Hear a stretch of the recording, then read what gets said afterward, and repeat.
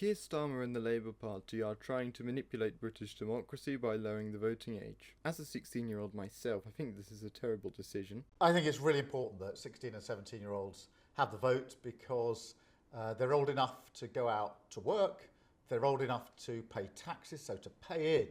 And I think if you pay in, you should have the opportunity to say what you want your money spent on.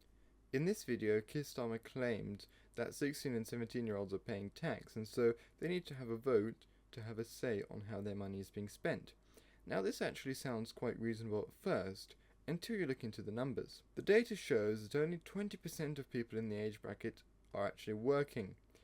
Other data suggests that as little as 2% are actually paying tax. On top of this, Labour members and MPs have said that they want to implement a graduated driving licence scheme. What this means is that young drivers wouldn't be able to have passengers in their cars until they're older. This hasn't been implemented yet. At the moment it's just talk. The fact that Labour are suggesting something like this on one hand, whilst on the other hand saying that actually we need to give 16-year-olds the vote, it shows that they're clearly not doing this out of principle. It shows that they're hypocrites. If they can't trust young drivers to have passengers, why are you trusting 16 and 17-year-olds to have the vote?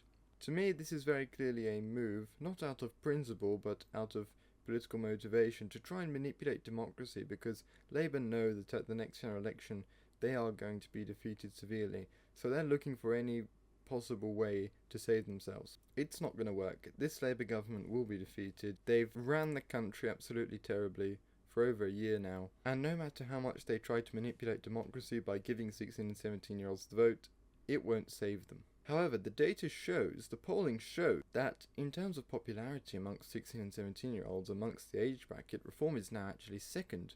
So I think it would actually be very, very funny if they tried to do this to try and gain more voters, but it just ended up backfiring on them completely. It would be very, very funny, and I hope that this decision massively backfires for them. Their attempt to manipulate British democracy would blow up in their face. That would be absolutely amazing to watch. At the age of 16, you can't gamble, you can't play the lottery, you can't drink alcohol, you can't smoke, you can't drive, and you cannot buy a house, and many more things that you're restricted from doing. So if the state says actually you can't do any of these things on one hand, but on the other hand, oh actually you can go and vote because we think that you're going to vote for us, how does that make sense? I'm 16 myself, and I don't think that the voting age should be lowered, and this isn't just because I'm considered to be on the, or what would be considered as the right wing of the political spectrum. I'm against it because it just doesn't make sense.